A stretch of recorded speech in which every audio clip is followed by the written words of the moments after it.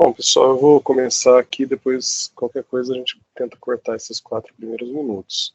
Eu estou gravando essa aula aqui sozinho, porque a gente teve um problema com a gravação na última segunda-feira, né? Então eu estou gravando agora sozinho aqui. A aula de hoje ela é baseada no 8º capítulo, né? O capítulo se chama Casamento e o Mandato Masculino, né? É o 8º capítulo do livro Homens de Verdade. E daí eu quero começar falando aqui um pouco sobre da onde que o autor retirou esse termo, né, que ele usa aí no título do livro, né. Existe um versículo na Bíblia que cita esse termo, Êxodo 18, 21. Ele cita, justamente ali quando Moisés, ele estava... o sogro de Moisés chega para Moisés e fala que ele deveria escolher homens para ajudá-lo a julgar o povo de Israel no deserto, né? E ele fala que esses homens deveriam ser homens que temessem a Deus, que fossem honestos e íntegros, e que não se deixassem corromper pela avareza.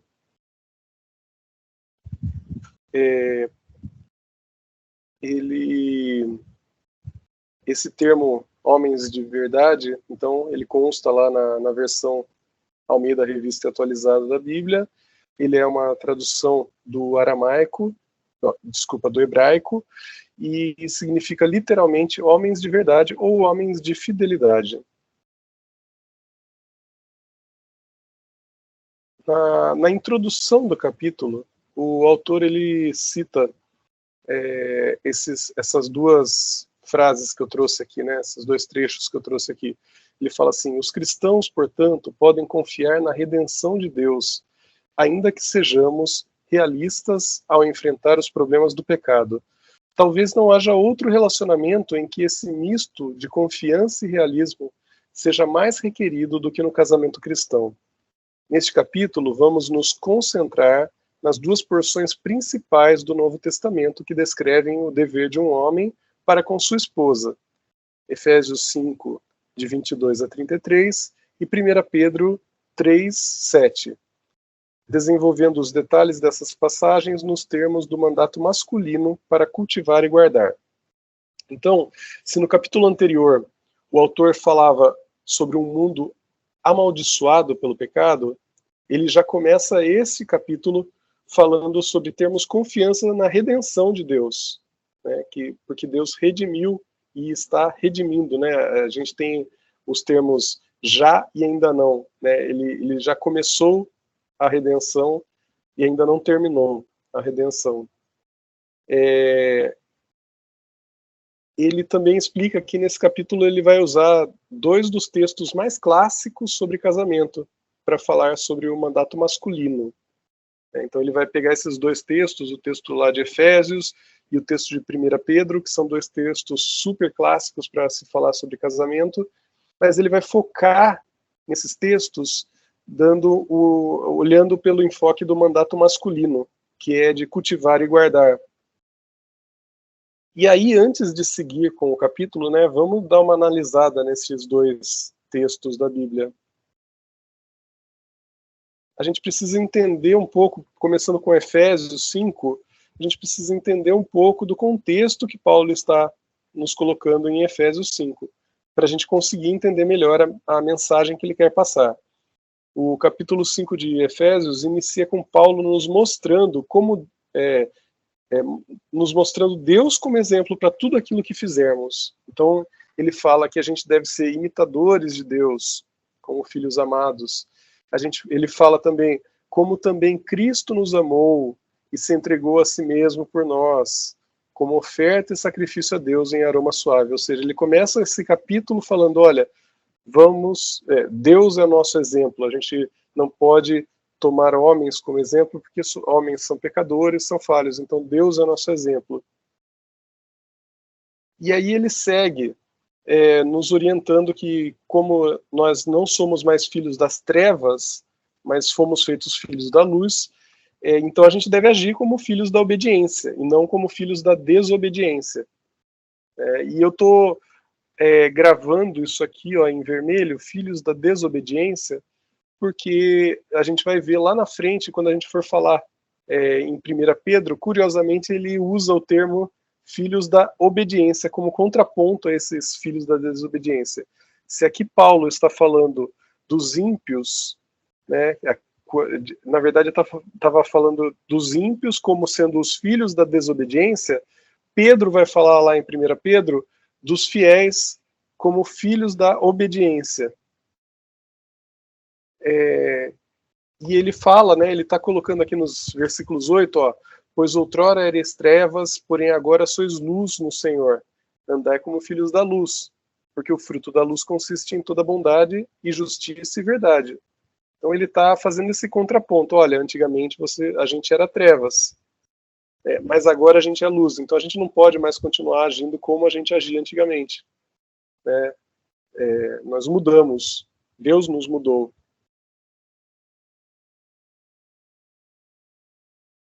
E depois ele segue, né? Ainda no capítulo 5, falando, olha, portanto, vede prudentemente como andais, não como necios, assim como sábios, remindo o tempo, porque os dias são maus. Ele fala, não vos torneis insensatos, mas procurai compreender qual a vontade do Senhor. Então ele vai falando, se você ler esse capítulo inteiro, ele vai falando, olha, a gente era filho das trevas, agora nós somos filhos da luz, temos que mudar nosso comportamento, né? Não faz sentido a gente continuar fazendo as mesmas coisas que a gente fazia antes. E aí ele chega no trecho, um trecho chave aqui do capítulo, que primeiro ele fala, não vos embriagueis com o vinho, no qual há dissolução, mas enchei-vos do Espírito, né? E aqui é legal a gente ter, eu dei uma grifada nesse trecho aqui, porque a gente vai ver lá em Pedro que ele também cita algo parecido com isso, né? Ele fala que sobre a gente não... A gente vai ver lá em Pedro, mas ele cita algo parecido com isso. Não, então vamos gravar aqui, não vos embriagueis com vinho, mas enchei-vos do Espírito, né? E depois ele fala o quê? O que é encher-vos do Espírito? Quais são os resultados da gente se encher do Espírito, né? Do Espírito nos encher? Os resultados são que a gente vai falar entre nós com salmos, a gente vai entoar e louvar de coração ao Senhor com hinos e cânticos espirituais, a gente vai dar sempre graças por tudo a nosso Deus e Pai, em nome de nosso Senhor Jesus Cristo, e por fim, a gente vai nos sujeitar uns aos outros no temor de Cristo. E é interessante que daí em diante, ele fala esse versículo 21 aqui, e ele segue os próximos versículos, inclusive no próximo capítulo. Ele segue falando, ok, como a gente vai se sujeitar uns aos outros? E o reverendo Nicodemos, ele até cita o seguinte, aqui ele fala assim, sujeitando-vos uns aos outros no temor de Cristo. Né? Ele usou o verbo sujeitar aqui. E o próximo versículo, que é este daqui, está falando, sejam submissas, mas o reverendo Nicodemos, ele fala que esse trechinho aqui, sejam submissas, não existe no grego. Ele simplesmente começa falando assim, sujeitando-vos uns aos outros no temor de Cristo. E daí lá no grego ele fala assim, as mulheres ao seu próprio marido, como ao Senhor. Ou seja, a quem a mulher deve se sujeitar? As mulheres ao seu próprio marido, como ao Senhor. Né? Porque o marido é a cabeça da casa, tal, e aqui ó, ele fala a igreja está sujeita, as mulheres sejam tudo submissas, né? Então isso aqui é uma continuação daquele versículo 21. E depois ele continua, maridos, como que os maridos vão se sujeitar às mulheres? Como os maridos vão servir as suas mulheres? Eles vão servi-las amando-as. Então, maridos, amai vossa mulher, como também Cristo amou a igreja. Assim também os maridos devem amar a sua mulher como o próprio corpo. Quem ama a esposa, a si mesmo se ama. Não obstante vós, cada um de per si também ame a sua própria esposa. Então, para ser claro, né, a liderança masculina no casamento não significa que o marido tenha que fazer tudo, ou mesmo que ele tenha que decidir tudo. Antes, significa que ele normalmente inicia e sempre conduz essas discussões compartilhadas com a esposa, né, através das quais os vários aspectos do casamento e da vida familiar são decididos e planejados. Ele não vai tomar as decisões sozinho, ele não vai fazer tudo sozinho.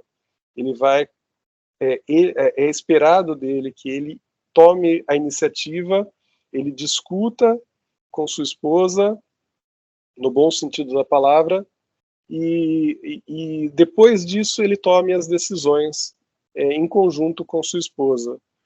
A opinião da esposa é super importante, né? Um casal piedoso, ele deve ser uma equipe, né? Não deve ser como pessoas separadas, mas é como uma equipe unida, né? Mas não deve haver nenhuma área da vida familiar em que o marido não atue como líder, e que ele não seja líder, facilitador e supervisor.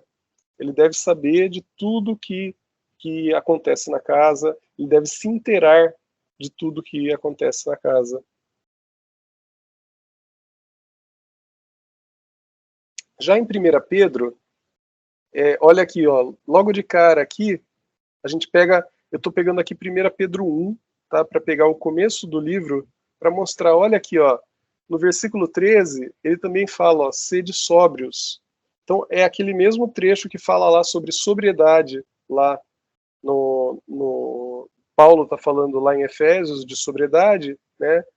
Ele fala, não vos embriagueis com vinho, aqui ele também está chamando a nossa atenção para a gente ser sóbrio, né? E aqui, olha o trecho que eu comentei lá.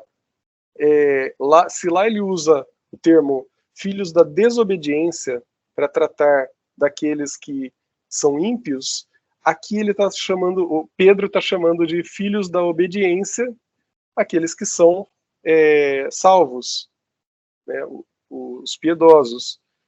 E ele fala, não vos amoldeis as paixões que tinhas anteriormente. Tá vendo como a ideia é muito similar, apesar de serem autores diferentes, para pessoas diferentes, né, para públicos diferentes, a ideia é muito similar. Ele está jogando aqui também a mesma ideia que a gente viu lá, de que, olha, antes vocês agiam de uma maneira. A partir do momento que vocês foram salvos, foram redimidos por Cristo, não faz sentido mais vocês continuarem agindo daquela mesma maneira que vocês agiam antes. E ele fala, olha aqui também, ó, ele coloca Deus como sendo o nosso modelo. Então, ó, segundo é santo aquele que vos chamou, sede santos porque eu sou santo. Né? Então, aqui também ele está colocando Deus como nosso exemplo. Aqui, mais uma vez, ele também fala, né, sobre o marido que não obedece a palavra, né? E aqui ele fala, mulheres, sede vós igualmente submissas. Ele está usando o termo de submissão, né, aqui em 1 Pedro 3.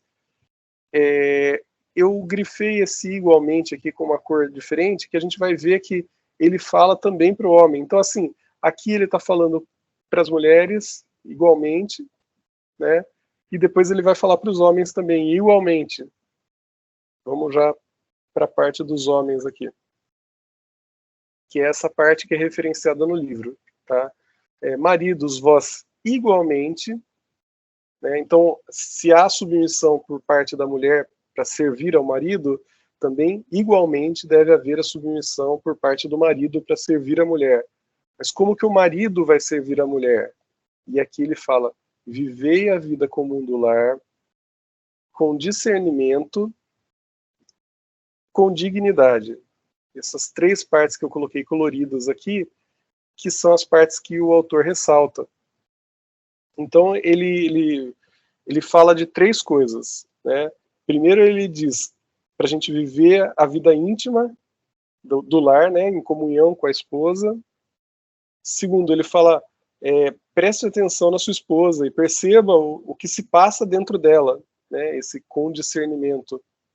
O autor está nos dizendo isso, que o autor do livro está nos dizendo, ó, quando Pedro fala aqui com discernimento, ele está querendo dizer, ó, presta atenção na sua esposa, né, para saber o que está se passando na cabeça dela, coração dela. E terceiro, ele insiste que haja, para a gente agir de uma maneira que demonstre que a gente a estima profundamente. Então, tá presente junto à esposa. Em segundo, prestar atenção nela. E em terceiro, demonstrar que a gente ama ela, demonstrar que ela é importante para nós.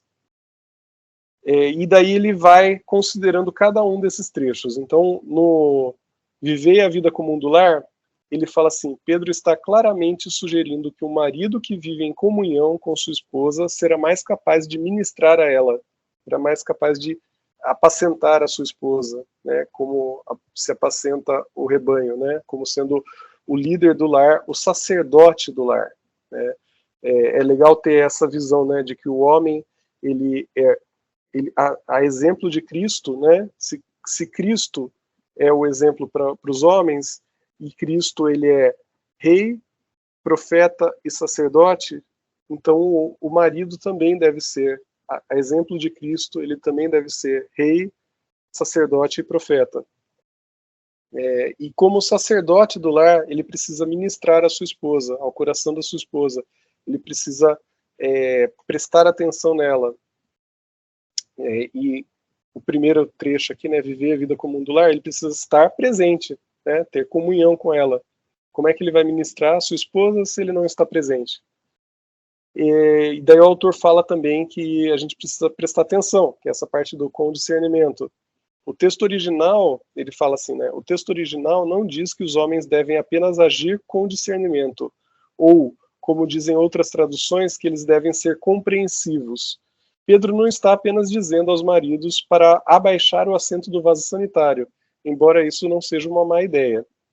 O texto grego, na verdade, diz que os maridos devem viver com suas esposas, de acordo com o conhecimento.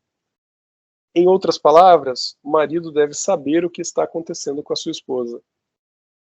Então, aqui, ele está falando isso, que é para a gente prestar muita atenção na nossa esposa, para saber o que está se passando no coração dela. E o autor segue falando assim, o marido pode dizer, querida, quero ministrar a você hoje, há alguma coisa sobrecarregando o seu coração? E daí, se ele estiver em comunhão com ela, como o versículo disse anteriormente, provavelmente ele nem precisará perguntar, né? Se ele está vivendo a vida comum do lar, provavelmente ele nem precisará perguntar. Mas quando ele estiver em dúvida, ele certamente deve perguntar.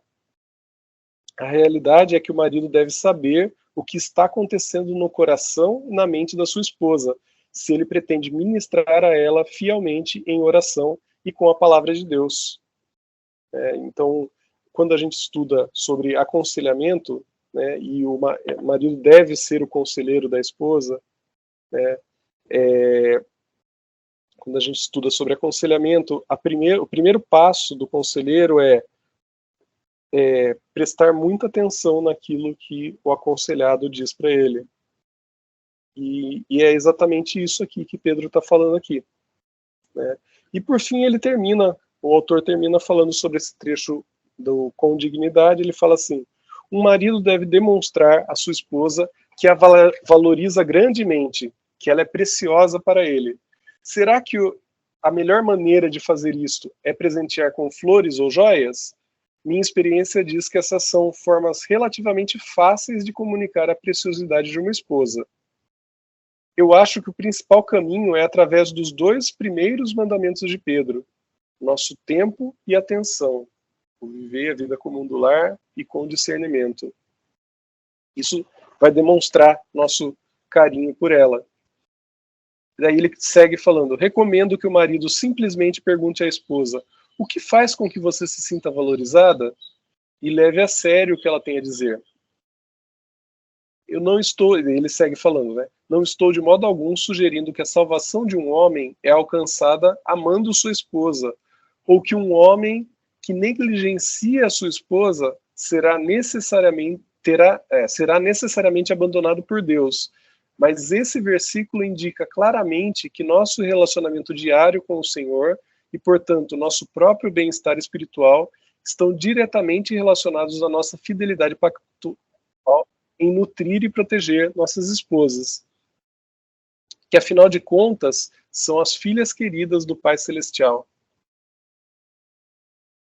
E aí, aproveitando essa deixa, né, de falar que as esposas são as filhas queridas do Pai Celestial, eu gostaria de compartilhar uma coisa que eu aprendi com o reverendo Eber sobre esse trecho aqui do versículo. Olha, volta aqui. Esse trecho aqui do versículo, como parte mais frágil. Aqui Pedro escreveu, tendo consideração para com vossa mulher como parte mais frágil. E aí o reverendo Eber ele fala o seguinte, que Pedro se refere às esposas como a parte mais frágil, e com isso ele não está desmerecendo as mulheres. Veja, ele usa o termo parte mais frágil, e não o termo parte mais fraca. É uma escolha de palavras aí. Ele escolheu a palavra frágil e não a palavra fraca. E o reverendo Eber usa um exemplo que mostra bem a diferença entre esses dois termos. Ele fala assim, algo fraco está associado a algo sem valor. Mas quando a gente muda de casa, né, quando a gente faz a nossa mudança de casa, normalmente a gente escreve frágil naquelas caixas que contêm objetos mais valiosos para nós. Como os quadros, vasos e louças. São justamente aqueles objetos que precisam de cuidado, por serem muito estimados, que recebem o selo de frágeis. Então, o reverendo Eber usa esse exemplo, né, para nos mostrar que, olha, quando Pedro está falando ali que ela é a parte mais frágil, ele não está desmerecendo ela, ele está falando, olha, é a parte que precisa ser cuidada, a parte mais estimada que precisa ser cuidada com muito zelo.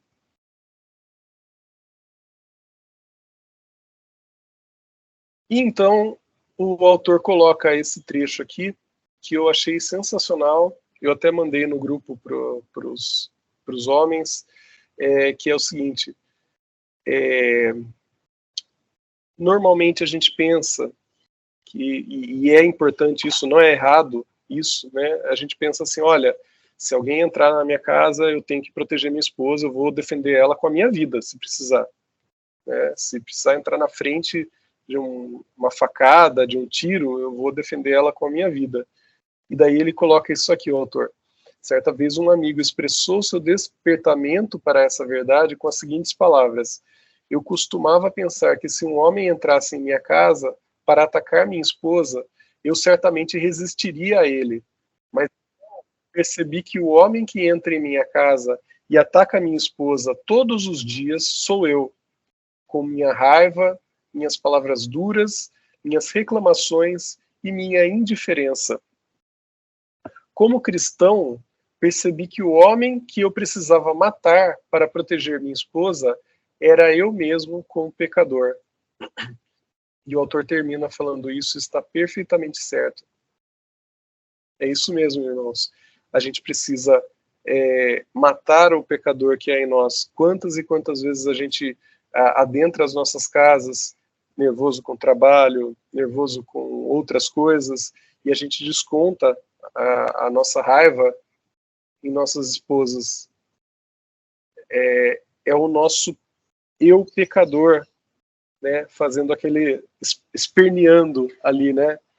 E é isso que o autor está falando aqui, né? O homem que a gente precisa matar para proteger a nossa esposa é o nosso pecador, é o pecador que habita em nós. E aí ele segue no livro falando sobre a história de Ruth. Então eu trouxe aqui um resumo da história de Ruth para relembrar para a gente, né, como é que é a história. E é assim, a história começa lá em Belém, onde uma grande fome assola a terra de Judá. Então o reverendo Emílio Garófalo fala, faltou pão na casa do pão, porque Belém era conhecida é conhecida não.